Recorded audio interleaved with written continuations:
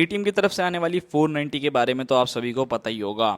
Indian market के अंदर कब ये बाइक आएगी, कितना टाइम लगाएगी, अभी उसके ऊपर बिल्कुल भी श्योरिटी नहीं है। बट हाँ, अगर आप लोग केटीएम की RC 390 जैन 3 का इंतजार कर रहे हो, ये बाइक बहुत जल्द इंडियन मार्केट के अंदर आप लोगों को देखने को मिलेगी। सारी की सारी चीज़ों के बारे में बात करेंगे। स्पाई शॉट्स हम लोगों के पास ऑलरेडी आ चुके हैं। बहुत सारी चीज़ें जो हैं इस बाइक के अंदर आपको न्यू देखने को मिलेगी, मतलब new looks, new designing, new features, बहुत सारी चीज़ें हैं। अब भाई जैन 3 को लाने का मेजर रीज़न क्या है? इंडियन मार्केट के अंदर जब केटीएम की RC सीरीज आया करती थी ना, स्पेशली जो फर्स्ट जनरेशन थी, उससे लोगों का अटैचमेंट इस लेवल की थी कि आज के टाइम में भी अगर किसी को RC 390 फर्स्ट जनरेशन मिलती है ना, तो भी वो बंदा जो है उस बाइक को लेना पसंद करता है। बिकॉज उस बाइक के अंदर जो डिजाइनिंग मिलती थी, मतलब बिल्कुल ही हट करके किसी भी बाइक से, किसी भी नॉर्मल बाइक से अगर आप देखोगे, सो भाई बहुत अच्छी जो है वो आपको लुक्स एंड डिजाइन मिलती थी। एंड पावर के बारे में तो आपको पता ही है कि केटीएम कभी भी पीछे नहीं रहा। चाहे कोई सा भी सेगमेंट उठा लो, आपको बहुत ही ज्यादा जबरदस्त पावर फीचर्स जो है वो इस बाइक के अंदर ऑफर होते थे।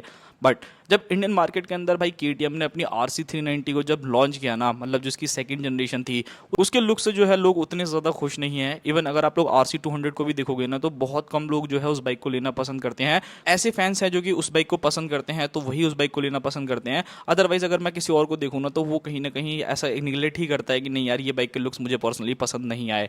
खैर, वो सारी चीज़ें छोड़ते हैं। आज की वीडियो में हम लोग बात करने वाले हैं आप लोगों की RC 390 जो कि जैन 3 रहने वाली है। क्या क्या चीज़ें जो है इस बाइक के अंदर आपको मिलेगी, उन सभी चीज़ों के बारे में बात करेंगे। सो सबसे पहली चीज़ नज़र डालते हैं भाई इस बाइक के जो है स्पाई शॉट्स पे, कि भाई आपको स्पाई शॉट्स में क्या क्या चीज़ें देखने को मिलती है। तो सबसे पहले आप इमेजेस चेकआउट करोगे, इस बाइक की जो लुक्स एंड डिज़ाइन है ना भाई, वो कुछ ना मोटो जीपी बाइक से इंस्पायर आप लोगों को बनाती हुई देखने को मिलेगी। तो ये एक चीज़ मुझे लगता है कि कहीं ना कहीं लोगों को पसंद आ सकती है। एंड इस बाइक के अंदर आपको वही चीज़ जो है वो वापस से केटीएम ने देने की कोशिश की है। लाइक आप लोगों को पता होगा कि RC 390 आती थी, तो उसके अंदर जो आप लोगों को हेडलाइट्स मिलती थी, वो आप लोगों को सिर्फ और सिर्फ प्रोजेक्टर लाइट मिलती थी फ्रंट के अंदर। सो उसी टाइप की डिजाइनिंग जो है यहाँ पर दी गई है। बाकी अगर आप छोटी मोटी चीज़ें और नोटिस करोगे, तो इस बाइक के अंदर आपको LED इंडिकेटर जो है ना, वो बाहर की तरफ देखने को मिलेंगे। लाइक जैसे कि इससे पहले आप लोगों ने देखा होगा, जो आपकी RC अभी स्टिल जो करंट जनरेशन आती है, उसके अंदर अगर आप लोग इंडिकेटर्स देखोगे ना, तो वो बॉडी के अंदर ही इंटीग्रेटेड है, मतलब आप लोगों को बॉडी के अंदर मिलते हैं। बट यहाँ पर आपको प्रॉपर जो है वो LED इंडिकेटर्स देखने को मिलेंगे, जो मेरे को काफ़ी ज़्यादा पसंद आए। रियर लुक के बारे में बात करता हूँ कि रियर में आपको क्या चीज़ें देखने को मिलेगी। सो इस बाइक के अंदर से भाई अब टेल लाइट जो है वो रिमूव कर दी गई है। अब मैं कह नहीं सकता कि क्यों ऐसा किया है, हो सकता है भाई लाइट वेट करने के लिए किया हो, या बहुत सारी चीज़ें हैं जिसकी वजह से कंपनी ने किया हो, या थोड़ा सा और एडवांस जाना चाहती है। यहाँ पर अगर आप देखोगे तो इस बाइक के LED इंडिकेटर्स के अंदर ही आपको टेल लाइट भी मिलेगी, मतलब इंटीग्रेटेड टेल लाइट रहने वाली है। इंडिकेटर्स एंड टेल लाइट जो है वो दोनों ही आप लोगों को यहाँ पे मिलेगी। एंड इवन अगर ये चीज़ आप लोगों ने देखा होगा कि जो आपकी RC 490 आ रही है ना, उसके अंदर भी आपको सेम यही चीज़ देखने को मिलती है। तो वो एक चीज़ रहने वाली है। बाकी अब अदर चीज़ों के बारे में बात करते हैं, तो यहाँ पर अगर आप पूरी की पूरी डिजाइनिंग को देखोगे, तो वो पूरी तरीके से मोटो जीपी से इंस्पायर आप लोगों को मिलती है। एंड अगर आप लोगों ने RC को देखा होगा, सो वहां पर आप लोगों को एक चीज देखने को मिली होगी कि जो अंडर बैली है ना, उसको काफी खाली खाली से छोड़ देते हैं। बट यहाँ पर जो है अंडर बैली के अंदर आप लोगों को काफी अच्छी चीजें देखने को मिलेगी। लाइक प्रॉपर जो है वो कवरिंग दी गई है, जिससे बाइक जो है वो थोड़ा और ज्यादा बल्कि जो है वो आप लोगों को देखने में लगने वाली है, जो मुझे काफी पसंद आई। अब यहाँ पर अगर आप इमेजेस में और चीजें चेकआउट करोगे, तो यहाँ पर कुछ चीजें जो है वो डायरेक्ट क्लियर है। लाइक जो ड्यूक 390 थर्ड जनरेशन आती थी, उसके अंदर आपको अलॉय व्हील्स नए मिलते थे, डिस्क ब्रेक जो है वो आपको न्यू मिलते थे। एंड वही चीज आपको यहाँ पे भी मिलेगी। यहाँ पर आपको सेम ड्यूक 390 थर्ड जनरेशन वाले अलॉय व्हील्स देखने को मिलेंगे, डिस्क ब्रेक्स देखने को मिलेगी। इवन अगर आप इसके स्विंग आर्म को भी देखोगे, तो वहां पे भी आपको महसूस हो रहा होगा कि भाई ये बनाना टाइप स्विंग आर्म जो है वो आप लोगों को मिलता है, जिसकी वजह से इस बाइक की जो सीट हाइट है उसको भी काफी कम कर दिया जाएगा। एंड ग्राउंड क्लियरेंस भी जो है थोड़ी सी आप लोगों को ज्यादा देखने को मिलने वाली है, जो आपकी प्रीवियस जनरेशन आती थी या जो अभी वाली जनरेशन आती है उसके कंपैरिजन में अगर आप देखोगे, तो जितनी भी कंप्लेंट्स है ना, वो बिल्कुल अच्छे तरीके से जो है वो खत्म हो जाएगी। बाइक के अंदर आपको अंडर वैली एग्जॉस्ट मिलेगा। अभी वाली अगर आप रिसेंट RC 390 को देखते हो, तो उसके अंदर आप लोगों को बड़ा सा जो है वो एग्जॉस्ट मिलता है एक्रोपॉबिक की तरफ से। बट यहाँ पर जो है वो आपको अंडर बैली एग्जॉस्ट सिस्टम देखने को मिलेगा, एस सिमिलर जैसा कि आपको ड्यूक 390 के अंदर देखने को मिला करता है। बात करते हैं रियर पोर्शन के बारे में। तो यहाँ पर अगर आप देखोगे, तो स्प्लिट सीट जो है वो आप लोगों को यहाँ पर दी गई है। एंड उसी के साथ यहाँ पर अगर alloy wheels and braking system देखोगे, तो उसको भी जो है वो कंपनी ने चेंज कर दिया है। नाउ अब बात करते हैं इंजन स्पेसिफिकेशंस के बारे में, कि यहाँ पर आपको क्या क्या चेंजेस देखने को मिलेंगे। सो यहाँ पर आप लोगों को LC4C इंजन देखने को मिलेगा।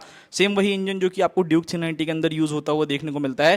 पहले इस बाइक के अंदर आपको 373 सीसी का सिंगल सिलेंडर इंजन मिलता था, बट अब कंपनी जो है उसको अपग्रेड करके 399 सीसी का single cylinder liquid cooled F5 BS6 complaint engine करने वाली है। एंड यहाँ पर अगर मैं बात करता हूँ इस बाइक के पावर फिगर्स के बारे में ना, तो वो भी बहुत ज़्यादा ज़बरदस्त रहने वाले हैं। लगभग 46 bhp का maximum power and 39 newton metre तक का टॉर्क जो है ये बाइक जनरेट करेगी with a 6 speed gear box. तो ये काफ़ी ज़्यादा कमाल की चीज़ रहने वाली है इस बाइक के लिए। मतलब इस सेगमेंट में अगर आप देखोगे ना, तो एक सिंगल सिलेंडर बाइक के हिसाब से अगर आप देखते हो तो भाई बहुत ज़्यादा अच्छी पावर जो है ये जनरेट करके देने वाली है। फीचर्स के बारे में बात करते हैं, ऑल एलईडी सेटअप जो है वो आपको बाइक में मिलेगा। 5 इंच की प्रॉपर TFT डिस्प्ले मिलने वाली है। एंड ये वाली डिस्प्ले ना मुझे पर्सनली बहुत ज़्यादा अच्छी लगती है। मतलब जो अभी देते हैं ना वो थोड़ी कैलकुलेटर सी लगती है। एंड अगर आप लोग RC390 के अंदर भी देखोगे तो ठीक ठाक सी है, बहुत ज़्यादा अच्छी मैं नहीं कहूँगा, बट हाँ ठीक है, एवरेज है कि आपको फीचर वीचर जो भी चीज़ें सेलेक्ट वेलेक्ट करनी है तो वो चीज़ें कर सकते हो। बाइक के अंदर आपको राइडिंग मोड्स मिलेगा, बायो डायरेक्शनल क्विक शिफ्टर मिलने वाला है, launch control, riding mode, switchable ABS, उसी के साथ traction control, slipper clutch, new projector headlights, उसी के साथ डिज़ाइन जो है वो टेल लाइट आपको मिलेगी विद LED इंडिकेटर्स। तो फीचर्स के मामले में ये बाइक जो है वो एक नेक्स्ट लेवल पे लेकर के जाने वाली है। एंड क्रूज कंट्रोल जैसी चीज़ें भी आप लोगों को इस बाइक के अंदर मिल जाएंगी। तो अगर आप लोगों को एक ऐसी स्पोर्ट्स बाइक को लॉन्ग राइड्स पे लेकर के जाना है तो आपको पता होगा, अगर आप लोगों ने एक्सपीरियंस किया होगा कि यार कमर में दर्द, कंधे में दर्द जो है वो बहुत ज़्यादा होता है। सो क्रूज कंट्रोल का वहाँ कहीं ना कहीं आप इस्तेमाल करके थोड़ी देर जो है वो थोड़ा सा रेस्ट भी कर सकते हो। लाइक क्रूज कंट्रोल पे लगा दिया एंड एक हाथ से जो है आप लोग बाइक को चला सकते हो। तो बात करते हैं इस बाइक के अंदर आने वाले suspension, tyre and braking system के बारे में कि यहाँ पर आपको क्या क्या चीज़ें जो है वो देखने को मिलने वाली है। सो सस्पेंशन अगर आप लोग देखते हो तो इस बाइक के अंदर आपको USD सस्पेंशन देखने को मिलेंगे जो कि फुल्ली एडजस्टेबल रहने वाले हैं। कंप्रेस करना चाहो, रीबाउंड करना चाहो, वो सारी चीज़ें जो है वो आप इजीली कर सकते हो। एंड रियर में अगर आप जाते हो तो बनाना स्विंग आर्म पे आपको मोनोशॉक एब्जॉर्बर्स देखने को मिल जाएंगे। सीट हाइट भी जो है इस बाइक की पहले से लो हो जाएगी, अभी शायद 835 mm के आसपास में सीट हाइट आती है, तो ये कहीं ना कहीं आप लोगों को 810 mm के आसपास में जो है वो देखने को मिले, 815 mm के आसपास में मिले। तो KTM की जो RC सीरीज है या ड्यूक सीरीज आया करती थी ना पहले, उनमें ये चीज़ की बहुत दिक्कत होती थी कि शॉर्ट राइडर जो है उन बाइक्स को उतना नहीं चला पाता था, उतना कंफर्टेबली नहीं चला पाता था। बट ये चीज़ जो है वो आप लोगों के लिए और ज़्यादा कंफर्टेबल हो जाएगी। तो रियर वाले सस्पेंशन को भी आप एडजस्ट कर सकते हो एंड फ्रंट तो आपको फुल्ली एडजस्टेबल मिलेगा ही। टायर साइज के बारे में बात करी जाए तो यहाँ पर आपको कोई चेंजेस जो है वो नहीं देखने को मिलने वाला। 110/70 ZR 17 इंचेस का आपको फ्रंट में टायर, 150/60 ZR 17 इंचेस के आपको रियर में टायर मिलेंगे जो कि सुपर वाइड रहने वाले हैं इस बाइक के हिसाब से।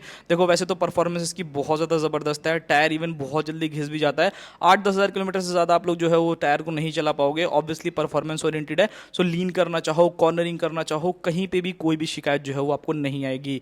ब्रेकिंग सिस्टम के बारे में बात करूं तो ये ब्रेकिंग सिस्टम जो है अब वो अपग्रेड भी हो जाएगा। 320 mm की आपको फ्रंट डिस्क देखने को मिलेगी with 4 piston callipers. And rear में अगर आप लोग जाते हो तो वहां पर आपको 240 mm की रियर डिस्क देखने को मिलेगी जो कि 2 पिस्टन कैलिपर्स के साथ आने वाली है। सो परफॉर्मेंस के हिसाब से अगर आप पावर देखते हो तो लिटरली बहुत ज्यादा अमेजिंग रहने वाली है। यहाँ पर तो आपको माइंड ब्लोइंग एक्सपीरियंस मिलने वाला है। एंड अब बात करते हैं इस बाइक के कॉम्पिटिशन के बारे में कि किस किस बाइक से इसका कॉम्पिटिशन होगा। तो देखो पहले जैसे जो आप लोग अपाचे 310 आती है उससे इसका कॉम्पिटिशन होने वाला है। एप्रिलिया की RS 457 हो गई, R3 हो गई, निंजा 300 हो गई। कुछ बाइक्स ऐसी हैं जो 2 सिलेंडर के अंदर आती हैं और अगर आप सिंगल सिलेंडर में देखोगे तो इतनी पावर आपको मुझे नहीं लगता कि कोई भी बाइक जनरेट करके देती है। तो वो एक चीज़ रहने वाली है। हाँ, प्लस पॉइंट इसके लिए ये रहेगा कि ये उन बाइक्स के मुकाबले में लाइक अगर आप R3 से कंपेयर कर रहे हो या फिर अगर आप निंजा से कर रहे हो या एप्रिलिया से कर रहे हो, सो उस कंपेरिजन में थोड़ी सी जो है सस्ती जो है आप लोगों को डेफिनेटली लगने वाली है। और वहीं अगर मैं प्राइसिंग के बारे में बात करूँ तो हो सकता है ये बाइक आपको लगभग 3,60,000 से लेकर 3,70,000 रुपये के बीच में जो है वो कॉस्ट कर सकती है। बिकॉज आपको पता है GST जो है वो इंक्रीज हो गया भाई, 40% जो है वो आप लोगों को एक्स्ट्रा देना पड़ेगा। तो अच्छा खासा पैसा जो है वो इंक्रीज होगा जिसकी वजह से आप लोगों को थोड़ी सी जेब जो है वो थोड़ी ज़्यादा ढीली करनी पड़ेगी। तो वो चीज़ देखना। बाकी अभी अगर मैं स्टिल डेट बात करता हूँ, जो ड्यूक आपकी 390 आती है वो भी इसी के आसपास में कॉस्ट करती है, लगभग 3 लाख रुपए के अराउंड जो है वो कॉस्ट करती है। तो वो एक चीज़ जो आप लोगों को देखनी पड़ेगी। नाउ अब बात करते हैं लॉन्च डेट के बारे में कि कब ये बाइक आने वाली है। सो वैसे तो देखो बाइक बहुत ज़्यादा ऐसा लगा था कि ये बाइक जो है वो आप लोगों को हो सकता है इंडियन मार्केट के अंदर देखने को मिल जाए दिवाली के पास में, बट मुझे नहीं लगता कि अभी कोई KTM जो है वो अपनी कोई भी बाइक लॉन्च करने वाला है। जो अभी आप लोगों को मिलती हैं वही की वही मिलेगी। 2026 की स्टार्टिंग तक ही जो है ये बाइक आप लोगों को इंडियन मार्केट के अंदर लॉन्च होती हुई देखने को मिलने वाली है। सो ये था पूरा का पूरा वीडियो। आई होप्स आप लोगों को वीडियो पसंद आया होगा। एंड उससे इंपॉर्टेंट आप ये जरूर बताना कि क्या आप लोगों को ये वाली RC अच्छी लग रही है या फिर नहीं लग रही है। बिकॉज यहाँ पर कहीं ना कहीं कंपनी ने जो है ना 2 तरीके की बाइक्स को मिक्सअप करके जो है वो बनाया है। मतलब जो आपकी फर्स्ट जनरेशन आती थी उसको एंड सेकंड जनरेशन को मिक्सअप करके थर्ड जनरेशन जो है वो निकालने की कोशिश की है। देखने में वैसे तो मुझे काफ़ी अच्छी लग रही है। पूरी पूरी फुल्ली स्पोर्ट्स वाली कैटेगरी वाला जो फील है ना वो वाइब आपको डेफिनेटली मिलेगी। सो ये था पूरा वीडियो। मिलते हैं किसी और नेक्स्ट वीडियो में। एंड अगर आपको ऐसी ही और डिटेल वीडियो किसी और बाइक के ऊपर चाहिए आप कमेंट कर देना, मैं पूरी कोशिश करूंगा कि आप लोगों के लिए वीडियोस बना दूं।